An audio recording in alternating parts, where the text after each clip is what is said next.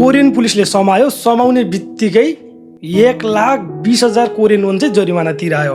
मैले हिजो युनिभर्सिटीमा गएर मेरो साथीहरूसित पनि कुरा गरेँ, मलाई त यस्तो भयो यार, मैले हिजो पेनाल्टी तिर्नु पर्यो भनेको।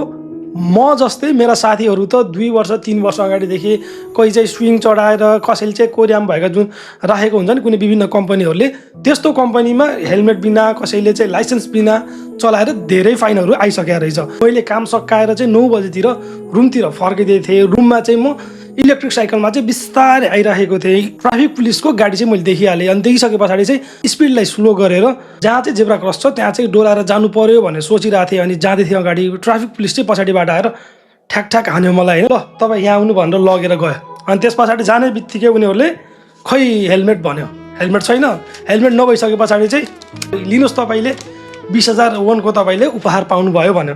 त्यस पछाडि त उनीहरूले भन्न थाले, खै त तपाईँको मेन कुरा भनेर सोधेर, मेन कुरा त मसित सधैँ छैन, लाइसेन्स छैन। लाइसेन्स नभइसके पछाडि उनीहरूले फेरि सिप मान चाहिँ मलाई यहाँ तिरायो।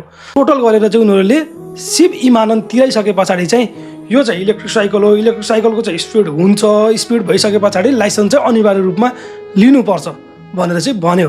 त्यो त मलाई पनि थाहा थियो। मलाई लाइसेन्स बनाउनको लागि यताउता त्यस्तै भएको भएर, जानै नभएको भएर चाहिँ मैले बनाएको थिएन। यदि तपाईँ कोरियामा हुनुहुन्छ विदाउट लाइसेन्स अथवा विदाउट हेलमेट चलाउँदै हुनुहुन्छ भने चाहिँ एकदम होसियार हुनु होला।